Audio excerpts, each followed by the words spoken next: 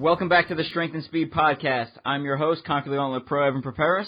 Not joining me is Brenna Calvert. How I do have another special guest on the line, which I will get to in a second. This episode is brought to you by OMPU, or OMPU as sometimes I call them. They are a compression clothing company. They just sent Brenna and I some of their new pants, and we are excited to try them out. If you've been to OCR World Championships over the last couple of years, you may have seen some of their Swedish athletes in them.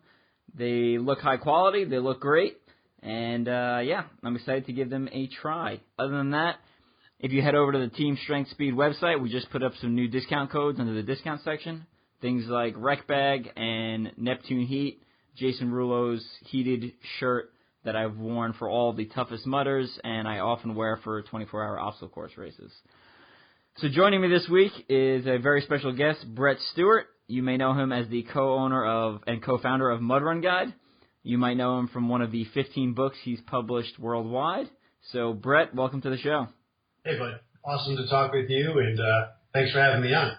You know, your pronunciation of UMPU, I always screw it up too, but those guys are pretty awesome. I know that they sent me out a pair of gloves. UMPU USA actually sent out a pair of gloves for me to test out that I've been goofing off with, and I actually used them building stuff and working around for the USOCR championships. And actually, they're good. I mean, they don't bunch up in the palm, so they're a really good glove. I've seen photos of you wearing gloves for, like, World's Toughest Mudder and stuff.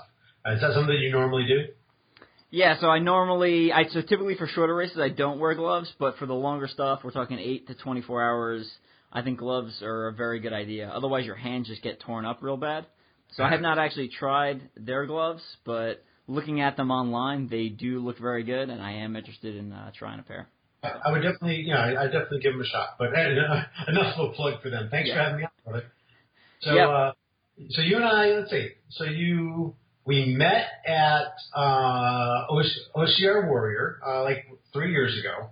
You've been writing for me for like 2 years. I get to see you probably 3 times a year. So this is fun. I'm glad we get to do this together.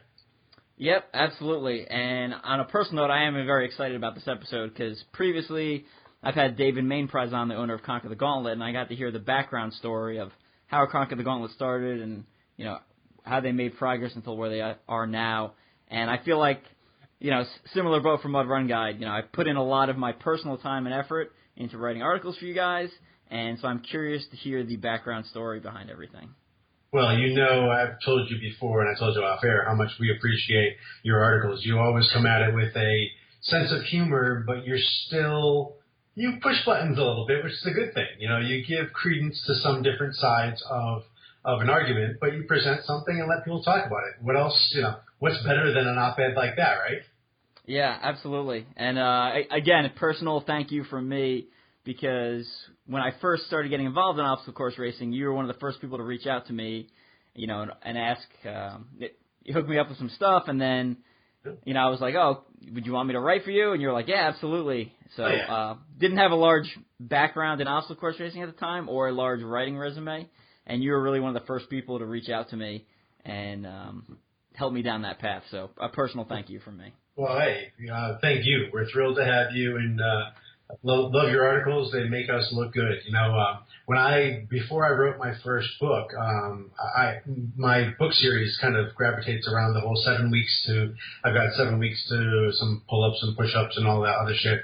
But the original 7 weeks author was a buddy of mine that I met, who's a ultra-marathoner himself, Steve Spears, really, really talented runner.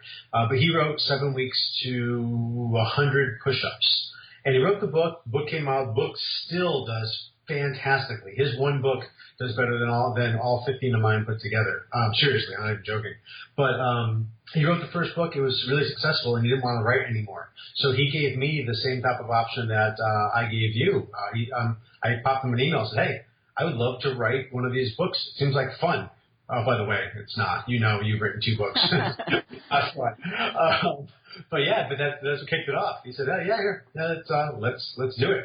And I'm thrilled that you're writing for us. I'm thrilled that you're writing some awesome books. So thank you. But anyways, enough about that. Let's talk about the fun stuff, like Mud Run Guide and OCR World Championships and all of that. Or really, U.S. OCR Championships is first. So I guess there's that to talk about. But yep. It's been a long 5 years. Yeah. So let's like you said, we want to hit on Mud Run Guide, the founding, the U.S. OCR Championships, and I want to talk a little bit about OCR Warrior. So let's start at the beginning. Let's start with Mud Run Guide and how that got started, etc. So it was back in 2012. Actually, back in mid 2011, I was writing like my 3rd or 4th book, and I was looking for new topics for further books because I was enjoying writing them at the time. That went on for a little bit longer than I intended it to. But I said, boy, this Tough Mudder thing looks like it's probably a pretty good idea. So I sent my editor a synopsis and said, hey, here's 500 words about this mud run thing.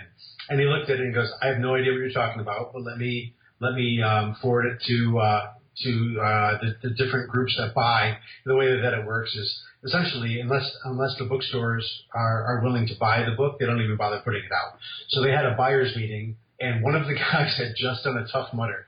So there's 8 guys in the meeting, 7 of them passed on it, and this one guy from Barnes & Noble, I think Borders was still around there. Actually Borders was still around at that point. And the guy from Borders was like, hell yeah, these things are the future. These things are going to crush everything. Yes, we'll buy the book. And so by the end of that, the other 7 people decided, whoa, maybe we should buy it as well. So my editor came back to me with a big thumbs up to go ahead and write this book. So it was amazing. I jumped right into that whole world and had a blast. But right after publishing the book, I was talking to this guy who used to design my mobile apps, and we had this conversation where I hopped on the phone and kind of like I'm doing right now, I talked nonstop until the guy can get a breath in. But I was saying, hey, we need something that's just like Marathon Guide or Try Finder or any of these races or these race finding sites that we use now, because both Chris and I are triathletes and marathoners and all that sort of shit. So we were excited about building something. And well, I guess I was excited. And I got to the end of the conversation, took a breath, and Chris chimed in and said, hey, Brett, when you get home and get out of your car, go and check out mudrunguide.com. And I said, well, I think it should be obstacle something, because my book was ultimate obstacle race training, and I think mud runs are a thing of the past. People want obstacles. And he goes, well, it's already made, so go check it out. So I walked in the house, fired up the computer, and I turned to Chris and I said, holy shit, this looks awesome. It was exactly what I wanted. So Chris really brought it home with the development of it. And then luckily by writing that book, I had the relationships with all the races and a lot of the racers at that point. So it came together really quickly. And we had that conversation on Friday afternoon when I was driving home from work. And Sunday we launched the site. Sunday was February 12th, 2012. So February 11th, 2012 was the day after my son's birthday. So yeah, we've come a long way in the last 5 years. Wow. I love that you said TryFind and MarathonGuide.com, because those are 2 websites that I used to use all the time before I switched to obstacle course racing. Yep. And one of the things that I always, like a theme I kind of use through my articles and I've used through my book is, obstacle course racing as a sport is relatively new, but fitness and fitness improvement is old. So a lot of my, I would love to take credit for all my ideas, be like, oh, these are super original ideas, but really I'm looking at other sports and stealing their models or their concepts and applying them to obstacle course racing, which is kind of what we do on this podcast. That's why we interview. I just interviewed an ultra cyclist last night, which will be published actually after this one comes out, and a power lifter and a strongman, because you can pull a lot of lessons both up from the business side and also from the actual physical improvement side, and applying it to obstacle course racing. Well, nothing's, when it comes to fitness, there's nothing new. There's different ways to make money in fitness, but fitness is fitness is fitness. You know what I mean? At the end of the day, Jack LaLanne's routines will kick your ass just as good as anything else. And, there's ways to tweak things that are better, and there's technology that makes things better. But for the normal human being, and even the advanced athlete human beings, especially as we get older, fitness is fitness, man. You just keep active. You do stuff to keep yourself in shape and go from there. Yeah, no, I agree. Consistency and time are very important. People are like, oh, well, you're a gifted runner, and it's like, well, like I've been running my whole life. That's why I appear gifted. Exactly. Because I put in so much time that most people lose interest before they get to, Sure. Before they hit their maximum potential, people have lost interest a decade before that. Oh, sure. Yeah, I mean, I before I wrote anything, I pre-2000, man, and in 2000 I was about 210 pounds. I never stepped on a scale, so I had no idea, but I was grossly overweight. I used to smoke 2 packs of cigarettes a day. When people, it's funny now, people actually will make comments, oh, it's easy for you, you're skinny. I'm like, are you out of your mind? I'm still the fat kid that used to get joked about in gym class. You know what I mean? I was the kid that couldn't do one pull-up. The first day I did a pull-up, I was 32 years old. I mean, come on. So, it's all relative. People think that it's easier for somebody else because they've already made the journey. And realistically, man, we all just have to start that journey ourselves. Yeah, 100% agree. So when Mud Run Guide was launched, what did it look like compared to what it looks like today? I'll be honest. Chris is a fantastic developer. Chris is the yin to my yang, or the snake to my mongoose, whatever it happens to be. But he is incredibly bright, very detailed, and he's just a fantastic developer. So when he made Mud Run Guide back in 2012, the API that he created and the database calls and all that other shit that I don't know about, he built it right. I mean, our database literally goes all the way back to those very first days of Mud Run Guide. Now, of course, he's hardened it and stuff since then, and we're on a much better servers and all that other good stuff.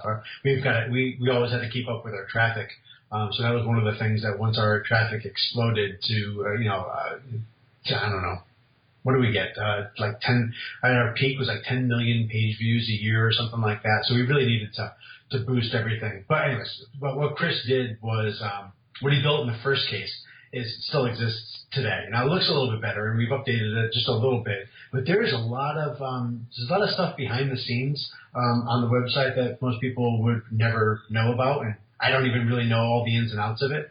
But, it looks pretty similar to, the code looks pretty similar today to what it was way back then. But, to go from, a handful of folks checking out this website to, just millions upon millions of hits, it's kind of crazy.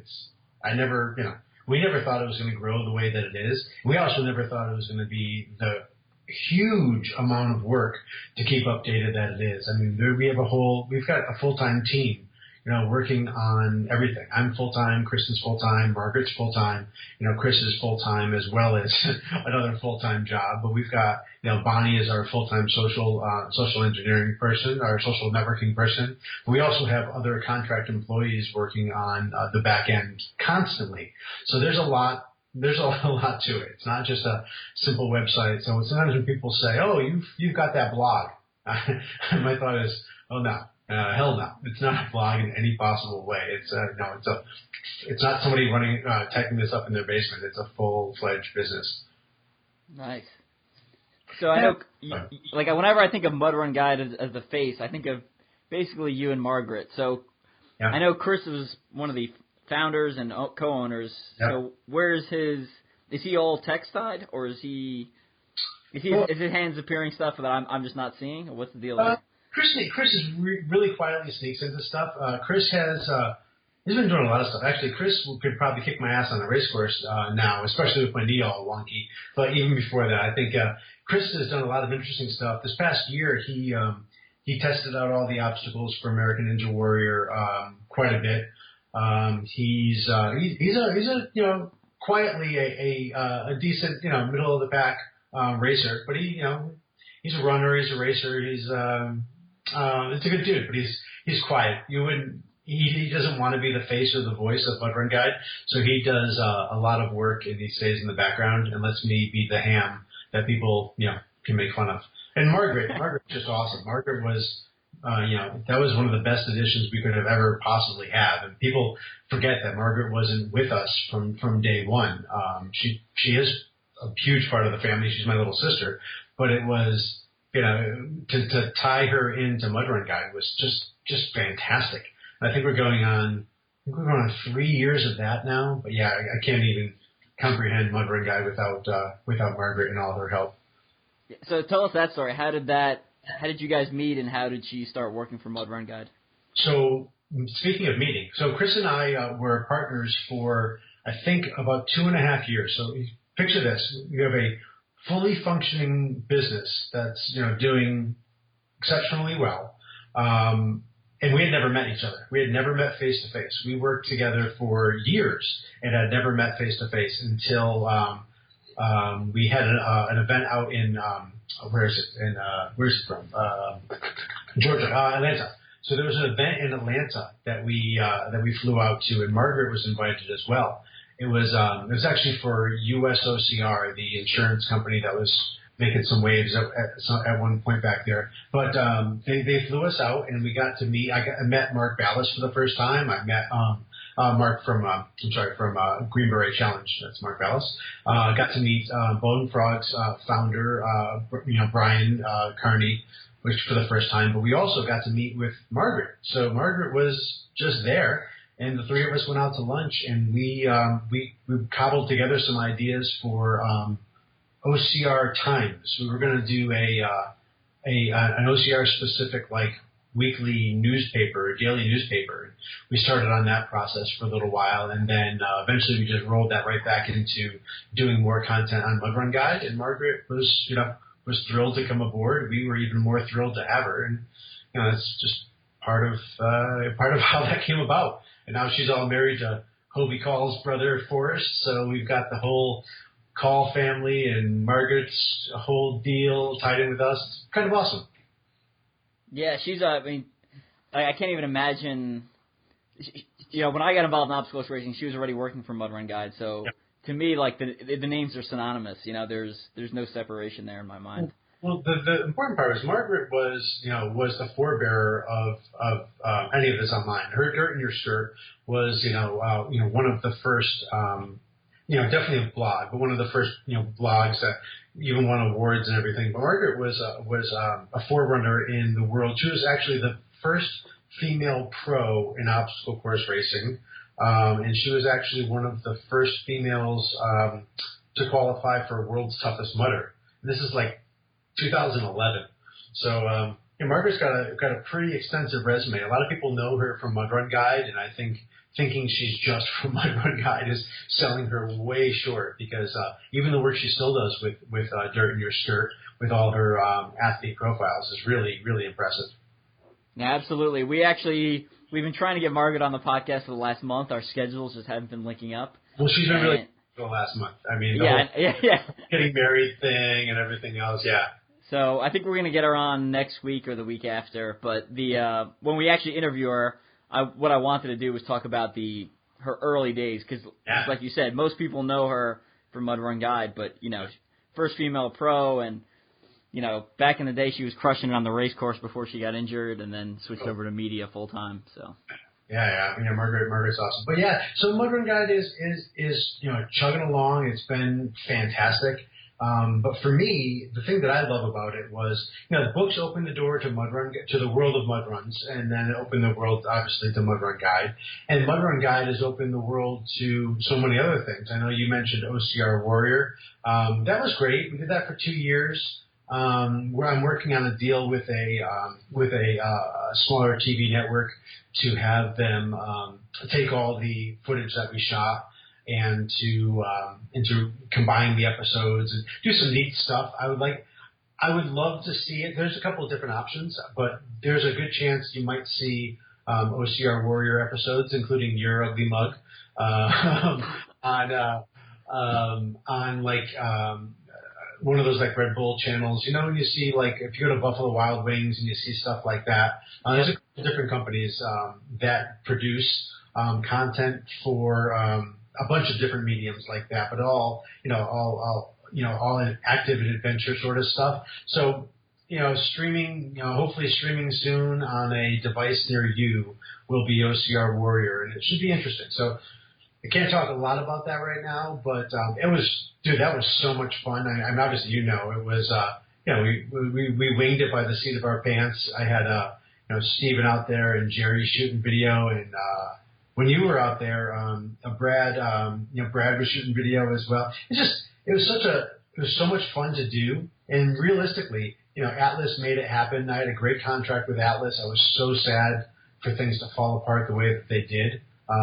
It was really surreal because I knew one part of the story, and there was so many other pieces I didn't know that I didn't learn until afterwards. It was fun. It was exciting. It was, it turned into a huge disappointment for me in the end. We made a lot of investments into OCR Warrior, and the repercussions of everything that happened with Atlas kind of, I felt those for quite a while. But if you don't risk anything, you're not gonna ever win. So it was fun. I don't consider it a loss. It was great. I got to meet you. I got to meet a lot of other awesome athletes. So it was cool. I hope to see more of it in the future. I think right now, with Tough Mudder, with Tough Mudder X, and with all these other different race formats that are out there right now, I mean, really, I wasn't much different than something like, Team Ninja Warrior or something like that. Head-to-head is head-to-head. It's always been exciting for me, but realistically, I can't see reviving OCR Warrior because there's already shows like it out there right now. Who knows? It was fun. I really enjoyed that. And once again, OCR, being in the OCR world allowed me to do that, and it was really cool. And who knows where it'll go? Who knows if it'll go? But right now, I'm so busy with the USOCR championships and the world championships, and now the enduro in Australia, and anything else that might be coming up next year. So it's that whole world. Once again, Mud Runs got me into that whole world. I met one of my best friends on the planet in Adrian Viginata, and Brian Chumbler and Orlando, and all these guys that these are my closest friends in the world now. And it's awesome to be able to work on these events with them and create new events. And so OCR US OCR Championships was you asked earlier about it. It was one of those things like, here, I won't even let you ask the question. I'm taking over your as well. See, this is what I do. You know this. But, so before we get into that, for those that are listening that may not even be familiar with OCR Warrior, I guess we probably should have explained this in the beginning. It was basically so you'd show up to a race like Atlas race, and an OCR Warrior short course OCR would be set up off to the side, and you'd pay, you get to run basically a qualifying heat, and they take the top, 8, something like that, times. Yeah, top 8 guys and top. The girls we probably would have done 8 girls, but. I mean, you remember, it was just hard enough for us to find 4 girls to go head to head. Right. I remember that day. I'm blanking on her name now. But she blew her. It was so wet and rainy there. She blew her ACL out on the Punisher wall. Why am I blanking? It'll come back to me at some point. Lauren Gardner. No, she's from Warrior Dash. Anyways, that was the first injury that we ever had at OCR Warrior, and it was tough enough to field, 4 women that day. So that was a long day. They're pretty cool to watch. You can go online, and I think, is the Facebook page still up, or did that come down? No, there's a Facebook page up and everything, but it's actually right off Mud Run Guide. If you go to mudrunguide.com, there you go. There's a videos tab, and underneath the videos you can see OCR Warrior, and then there's all the different good stuff on that. But it was fun. It was. I think we did. I can't even remember. We did a few dozen episodes by the time it was all said and done. But anyways, that was then. Yeah, I know you used Mud Guts and Glory as a venue for a while. You used some of the terrain race venues, and then OCR World Championship 2015 venue.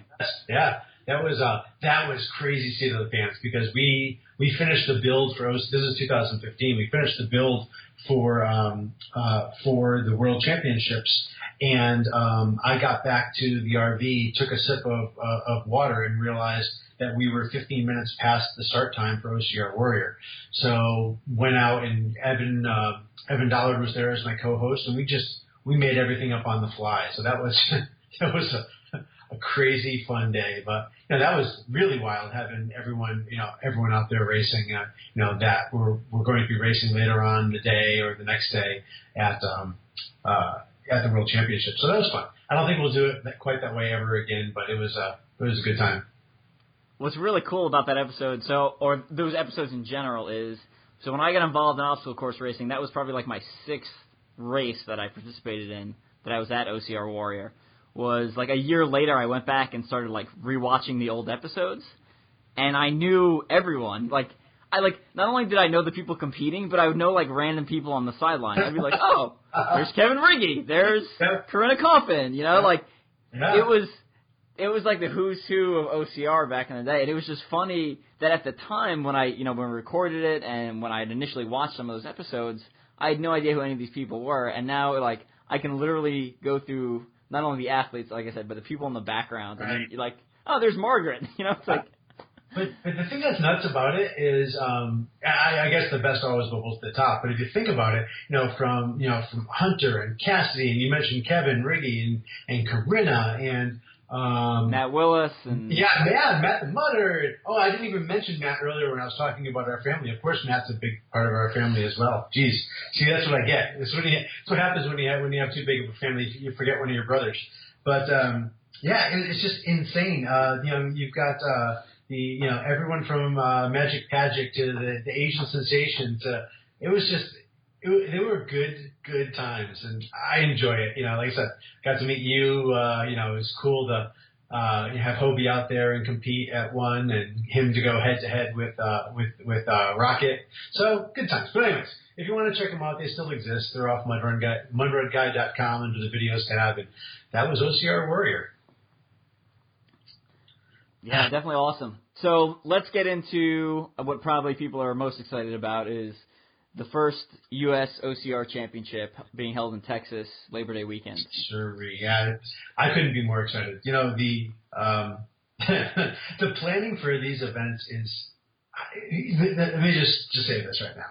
I can't for the life of me understand how Adrian has made it through 3 years of the OCR World Championships. The first 2 years were just he had to have been out of his mind because the work was so the workload was so big, and he was really just building his team around him at that point. Now with Rachel Ann and Margaret's on as part of the World Championships as well, and we've got a much bigger team around us now. But holy shnikes, is it a lot of work? It's just it's crazy. So building the U.S. race was kind of I don't want to say it was my passion project, but I was the guy that was constantly telling Adrian, hey man, we got to do this.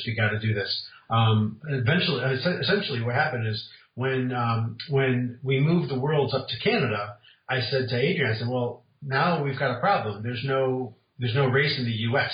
I said, we can't let that vacuum. We just can't let the U.S. go like that. I mean, for the last 2 years, there's been one race in the U.S. a year. Let's have one race in the U.S. every year.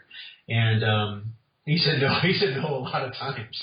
And finally, we hammered it out. I took on a lot of the responsibility for it, and that's where we are.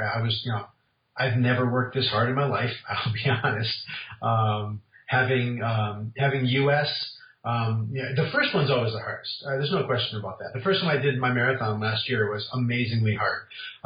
This first time is just crushingly difficult, but I've got a great team of people behind me, whether it's, people with, whether it's, Rich Land and Adrian and Chumbler and everybody else. But also we've got a great build crew that has a lot of experience from 3 years of being out at the World Championships. So, we're really trucking along. I'm going to be out there next week. Next week I drive out. So I'm there for the 2.5 weeks on the build. And it's going to be exciting because it's going to feel a little bit like Worlds, and you're definitely going to see some of the same obstacles as Worlds. We're trying to put a twist on as many things as we possibly can, but you're going to walk away with a whole different experience. If you've done Worlds before, US is going to be a real American experience. I mean, not only is it at the Wild West, it's at this wild, I'll use the term again, game ranch. You're at a billionaire's private, ranch. You go through the first gate, you're in, 6,500 acres or so of animals. You go through the second gate and you're in this private little sanctum where where we hold the race. But I mean, you're walking around, there's zebras and ibex and giraffes, and it's so unbelievable that you have to see it for yourself to get it. And then for us to be able to use that terrain out there to build a really, really gritty, it's a dirty, gritty, for Worlds. Toronto is beautiful. Granted, the course did get really muddy after the rain on Sunday, but the World Championship course, that village is gorgeous. You know what I mean? It's beautiful. And not that it's insane. Yeah. And not that the ranch isn't gorgeous, but it's different. Dude, you're walking into the middle of a dude ranch. It's an interesting. If you're used to Worlds, this is going to feel a lot different. It's a little bit closer to Ohio, obviously, than Toronto was. When I say Ohio, I mean OCR World Championships in 2014 and 15. It's a lot more similar to that than Toronto is, but it's dirtier. There's a lot of off trail. There's a lot of spots to get dusty and dirty. You're on a ranch in Texas, baby, and you're gonna feel like it every minute of the day. Well, I'm really excited for it. I know you guys always obviously put on great events. OCR World Championship has gotten better every single year. I was there in 2014 and 16. I missed 2015. You missed a really, really, really cold morning.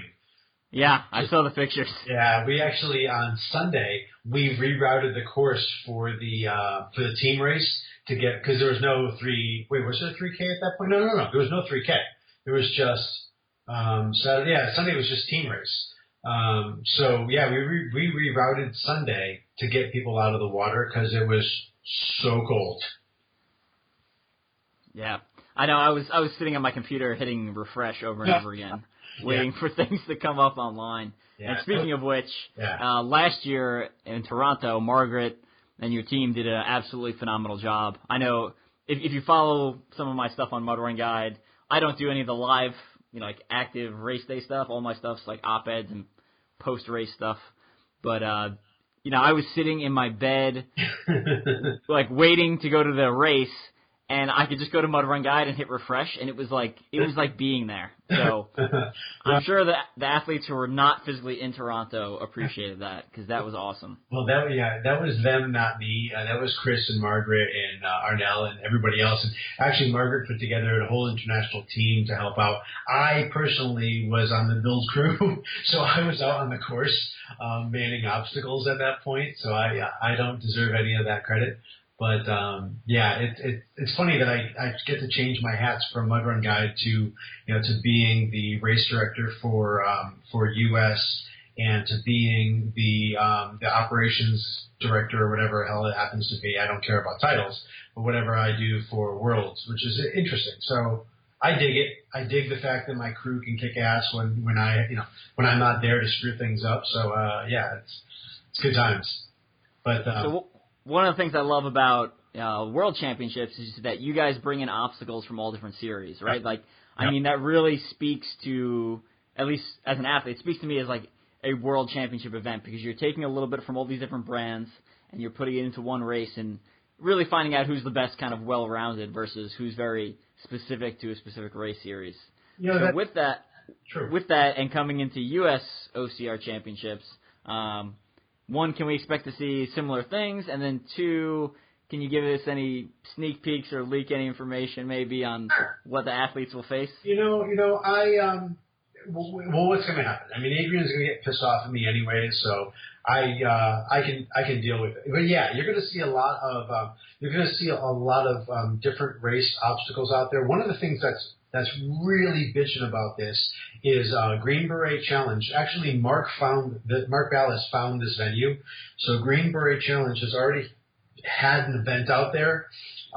We are using some parts of the same course. It's definitely not the same course. I think his was 5 miles, and our 15K is 9.7 or so miles, and obviously our 3K is only 2 miles. So we don't use the same course at all, and we actually because of the time of year, we actually make a conscious choice to double back. We actually get people through the water. There's one water section on the course, one lake, and we get people through that twice, consisting of like three separate water crossings. So we try to get people good and wet to cool them off at different times throughout the race. But and so you're going to see. Let's see, we've got stuff coming. Indian Mud Run was such a huge hit at OCR World Championships that Hubie is coming back out again to US, and he has something that's completely new and redesigned, so that will be exciting. Like I was mentioning, Green Beret Challenge. Green Beret Challenge uses a lot of wooden log-based obstacles, so those are there, man. I get to play with all these Tinker Toys, so we've pulled apart a lot of the obstacles. We're putting them back together. But Mark Ballas literally lives in Austin, so he's going to be on the course. Actually, tomorrow I think he's back out there, but he just drove back from Atlanta, so he's bringing a lot of his obstacles. We're reconfiguring many of his obstacles. You're going to see a ton of different log-based obstacles out there, including some really interesting ones that we've built. I guess I can confirm that we'll have. We've got 2 obstacles coming in from Conquer the Gauntlet, so there's a couple that you'll be very familiar with. One of them is coming in. One of them is going to be built specifically on site. What else? Bone Frog. I just got all the specs on the Bone Frog obstacle that will be there. It's a pain in the ass. It's an obstacle that's going to require some guts to get over. If you've done a Bone Frog, you've seen this obstacle. You probably know what I'm talking about, and you probably are pissed off that it's going to be out there, but it will be. Let's see, what else? We got some great race partners. We got a Savage Race obstacle. I know I'm literally missing 2 or 3 other ones, and my brain is just not working right now. But we've got. I can't believe I didn't mention terrain. Once again, sometimes when you've got so many people to pick from, you can forget the biggest one. Terrain racing is going to be out there with a whole bunch of stuff. Jerry's one of my closest friends in the race business. He's coming out. We got a lot of support from terrain, more than you can imagine. So that'll be really exciting. We've got a lot of really neat stuff going down, man. I think my favorite obstacle, and I'll say this.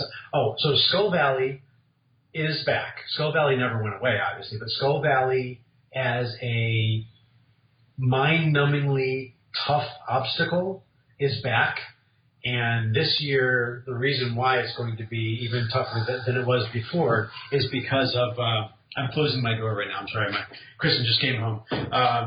And Vivi's cheering because Kristen came home. But it's so Skull Valley is going to be I don't want to ruin the surprise. It's going to be shockingly difficult for some people, not strength-wise, but mental-wise. So Skull Valley has a really, really new twist at US this year, which I'm digging. But actually, the thing that I like most about the entire course is the entire course. But the thing that I really dig is the start and finish are right next to each other. The spectator area could not be more. We're going to show the map really soon, but the spectator area is insane. Spectators can view obstacles in 360 degrees all around them. Spectators also have, I guess I'll say this. Spectators have their own pool, so the spectators can literally go and cool off in a pool right by the spectator viewing area. There's no other obstacle race where you can chill in the pool and watch the racers go by. And we've got that. So there's a lot to love about it. The final obstacles and the end of this race is going to be like nothing you've ever seen before. I think Worlds does a great job with that run through the the final big wall, or at least last year. I'm foreshadowing a little bit, but last year they had the big wall, then the run down the chute to the finish line. I think what we're doing for US blows that away. And really? Yeah. Oh, dude, you just wait. But once this goes down, there's a reason why we're redesigning some of the stuff for Worlds, because I think people that have the experience of doing this for US are going to demand something even better for Worlds. And not that one's better than the other, but I can't wait. We're goofing around with Worlds right now to make that really exciting as well. But you got to see, you got to come to US, man. It's like nothing I've ever seen before, and I'm just thrilled that I get to play around with it. I'm super excited for it. Obviously, you guys always do a great job with events. This being the first one, I think it also makes it even better and more of a reason to show up. I'm also excited there'll be no Canadians there because they often knock me back a couple spots. So I'm pretty happy about that. I was talking with so Hunter signed up today. What's it? Tuesday. Yeah. So Hunter signed up. No, so Hunter signed up yesterday. So I was talking with him about who's going to be there from for the top pros, and Hunter is really good friends with Ryan Kent as well as am I. So I popped him a message and I said, we were in the middle of the text. I said, is Ryan coming? And he's like, what? No, he's not allowed to come. And it took like 3 or 4 lines back and forth of text. Right. I wasn't talking about Atkins. I was talking about Kent. Well, I was actually talking about Ryan Woods too. So I think we'll see. We'll see some some top pros out there. I know Killian, Robert Killian is coming out. I'm 90% sure, but he actually raced the Green Beret Challenge that was out there, so he knows the terrain really well, and he smoked that course. He beat, I think he beat the field by something like 11 minutes or something. So he knows that course really well, and I'll be honest, I've specifically added different sections of the course and different sections of the terrain that I know no one was on before. So it doesn't really give him an advantage. Because he's not, we're running the course completely differently than Green Beret Challenge. Even the sections of the course that we used that he did, we're running them differently in an opposite direction, and then we take people to a whole new place over there on the grounds that realistically we didn't even think was going to be possible until we really sat down and worked through it. So there's some neat stuff. We got some technical running that's going to take part. We have a section where you run along. I guess I'll say it, whether Adrian gets mad or not. We have a section where you run right along the edge of a cliff. It's nuts. You're probably 70, 80 feet up, running along a cliff edge. It's not horribly unsafe. I'm making it sound worse than it is, but it requires technical running, and it's going to be really wild to put people through that section near the end of the race and see how they perform. So some good stuff. Well, this is going to be great. I'm super excited. What's funny is for me, like personally as an athlete who specializes in the really long stuff, I actually feel less pressure going into stuff like this and the World Championship because I know I'm not going to be, like right next to the podium or on the podium for something like this. Versus like World's Toughest Mudder, there's a lot of like self-internal pressure to do well. Yeah. And like Conquer the Gauntlet, because I'm on their team, I put a lot of self-pressure, again, to do well at those races and some of the other shorter races. But For the U.S. and the World Championships, I just love going there, enjoying the atmosphere, and we've said it before in this podcast a dozen times, but I mean everyone there is obsessed with obstacle course racing, right? So you go there and you don't have to explain things to anyone anymore. You can use just first names and everyone knows who you're talking about, unless you're talking about Ryan, which is three of them who are like three of the best in the world. Yep. But I just can't wait for the experience and looking forward to it. For those who have not signed up yet, what's the website, and then do you have to qualify, and then et cetera? So. No, see, that's the great thing is, so for the pro heats, you have to qualify, but this year for the age group heats, I'm saying this loud and clear, for the age group heats on both the 3K and the 15K, you do not need to qualify in any way, shape, or form. This is a 1-year exemption. It's because it's the inaugural event, and because we launched it a little bit late in the year. But for age group racers, they do not have to qualify. Pro, if you want to race for the prize money, yes, pro needs to qualify for the 3K and the 15K. All of that information is available on USOCR champs, plural, CHAMPS, .com. But all that information is up there. But that's one of the things that we've not done a great job of communicating is the fact that you do not need to qualify for age group. Anyone could show up. So while it will be still, the most passionate of racers, we're really, really hoping to get racers that are coming out to an event like this for the first time that maybe, obviously this isn't a first time type of event. If you've never done an obstacle course race, this would be a very, very challenging one, but doable. But realistically, I mean, let's be honest, it's a very challenging, obstacle course race. It's not we love our partners. I love Warrior Dash. They're great friends of mine. This is not a Warrior Dash or a Rugged Maniac. This is Spartan or tougher, So this is the type of thing that, you're not going to walk off the street and do, but if they choose to, they're completely welcome. Yeah, that's awesome. I think a lot of people thought you had to qualify for age group just because that's the way it is for Worlds, right? So people don't bother clicking on the website and hitting the drop-down things. Yeah. They just assume. Right. But also, it's important to note that this is a 1-year exemption.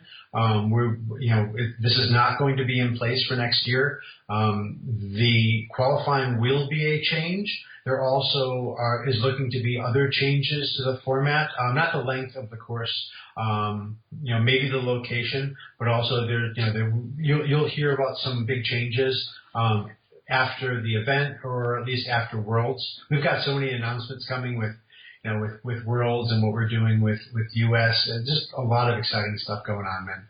But now's the time to cash in on that 1-year exemption to race in the age group. Definitely. And then I know a lot of our OCR fans like to hear about medals, so I know you've released a couple pictures of some of the medals online. So just give us a quick rundown of what they look like and where we can find images of those.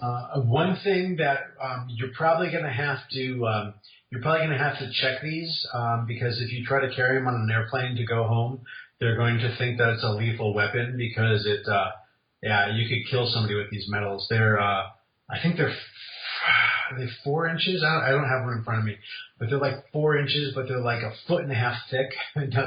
They're really impressive medals. They look and feel and sound and taste just like Olympic medals, man. They're really, really quite sizable. They're the nicest medals that I've ever seen, and I'm not just saying that. I didn't design them, so I've got no stake in that. But the Design Shorty team that came up with these, they are so impressive. The colors are really amazing. I know that we showed a red one. I think we showed a red, white, and blue one on black or something at some point. Those were the those were the samples that we got back from the company.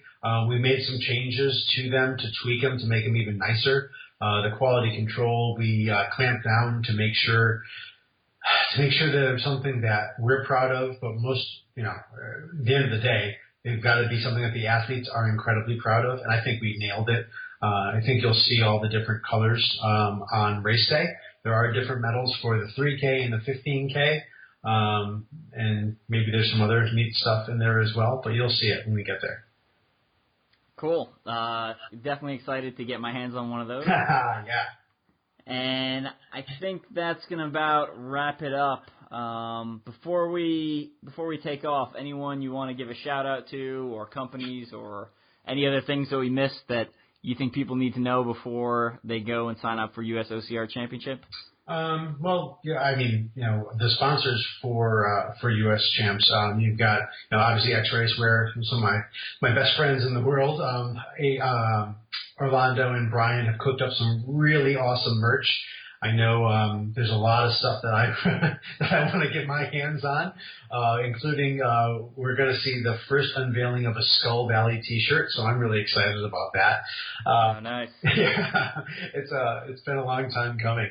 Skull Valley's been around for a while now, but Legendborn. Speaking of jerseys, Legendborn has just kicked so much ass.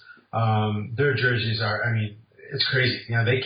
They can't even keep up with, there's 50 some odd nations around the world coming to Worlds, and so they've got to keep up with creating shirts for Uzbekistan and everywhere else that you didn't expect to see at the World Championship. So that's pretty awesome. They've done a hell of a job. They've come such a long way with their production. But Rec Bag was just announced today. We've got, we're taking delivery of 300 custom-made 50-pound rec bags that have the OCR World Championships logo on them, and they're actually coming to U.S.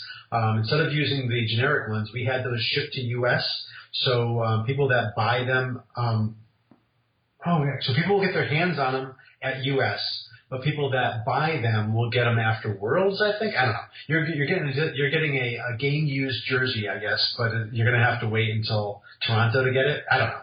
Whatever Adrian decided to do. I'm too busy designing the course to think about all these little fun, awesome things they make. But our sponsors are amazing.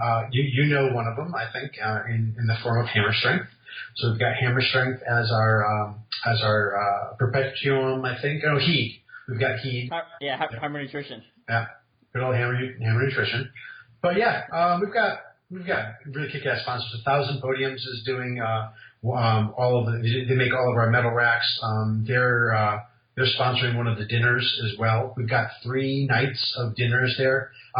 I know I mentioned a little bit about the venue and stuff. The thing that makes these from Worlds, you know this, but the thing that makes it so special is when people get to spend time off the race course together, and we did everything humanly possible to maximize every minute, every opportunity for people in this sport to meet other people at the event. I mean, and I'm not just saying that, everyone's going to get together and we're going to have fun. Everyone is going to be so far up everyone else's ass the entire time. You're either going to make friends or you're going to make enemies. But we've got dinners and pool parties. But even the race itself, like I mentioned, we have the spectators so close to the start line, the finish line, the last 3 obstacles. They can walk 100 yards out from the spectator area and see 3 other obstacles, one of which may very much look like our own version of a samurai type of obstacle. So that's something that I'm excited about. But there's so many opportunities for people to plug in directly to the race, and that's what we're all about. Oh, and also, what we're going to do is you're going to plug into the race, and you're going to plug out from your damn phone. There's very little cell service. We are going to use the Wi-Fi just for our sponsors and stuff. So guess what? When you get there, put your phone away, put your sunglasses on, and go out there to watch some ass-kicking American OCR action, because you're not going to be playing Words with Friends during the 15K or the 3K. But it's going to be ass-kicking. I can't wait. Dude, I cannot wait to get out there and for you to get out there and for me to show you around. You're going to have an amazing time. Yeah, again, super excited, and like we've said before, that atmosphere and meeting with the other athletes and hanging out is just, it's just a phenomenal experience. And I know, again, for me, going to World's Toughest and stuff like that is great, but at the same time, you spend 24 hours on a race course. I'm not doing much after that, right? Like I'm laying down, taking a nap. Well, that's why Saturday is going to be so awesome. Saturday, we start at 9 in the morning. So the 3K is on Saturday. The 9 goes up to 9. The age groupers start going off at 9 a.m. and it's a 3K course, so it's less than 2 miles long. So it's going to be pretty rapid. So age groupers go off from 9 until about a little after 11. I think we let the last one go at about 11:15, and then we let them come really close to finishing, and then we send the pros off. The pro women go off at noon, and then the men go off at 12:30. I think. I don't know. You have to look on the schedule. Yes, I did make the schedule, but I don't have it in front of me right now. But it'll be cool because you can watch the pros smoke the 3K course. Well, you're going to be out there, but people watching you will get to watch. I'm just running the 15K. Oh, you're not doing the 3K? No, I'm not doing the 3K. Good. You can hang out with me and help me announce. But the 3K course is going to be blazing fast, obviously. But we're going to watch all of them finish. They're going to come across. We're gonna toss some prize money at everybody, and then we're leaving from the race venue. We're going to walk about a quarter of a mile up the road to the pool, and that's where the pool party is going to be with the opening night dinner. So Saturday will be pretty awesome. Oh, actually, I'm sorry. Opening night dinner is on Friday. Saturday is the pool party after the 3K. So we've got that kicking. I think it's Legend Born is sponsoring that one. And then Sunday after a real hard day of racing, we have this barbecue happy hour, really crazy. You got to see it to understand it. If I say, oh, it's this great old West town that the guy built, literally the billionaire who owns the ranch built his own little Wild West town, and it's not hokey. It's actually gorgeous. Some of the people that registered for their rooms really early actually have rooms in the Wild West town. It's awesome. This guy, Byron spared no expense at making this Wild Ranch HQ just an amazing place to visit. Oh, and there's the animal tours. I mean, you get to go feed giraffes and stuff. Dude, it's something. Clearly something we don't want to miss. Yeah. So hopefully I will see all of our listeners out there. Good. And then one more thing before, again, any other people you want to give a shout out to before we take off and say goodbye? Well, yes, I think you know exactly who I'm going to talk to right now. Kristen, I know you're not listening to this because there's no way you're still listening at 58 minutes in. But I want to say happy birthday to employee number 1 from Mud Run Guide, my beautiful wife who's way more intelligent than I am, and I still can't figure out why she bothers to put up with me. But happy birthday to Kristen. Congratulations to Margaret on your recent marriage to Forrest Call. You guys are awesome. We all love you. And, man, I just can't wait to see everybody out at Texas.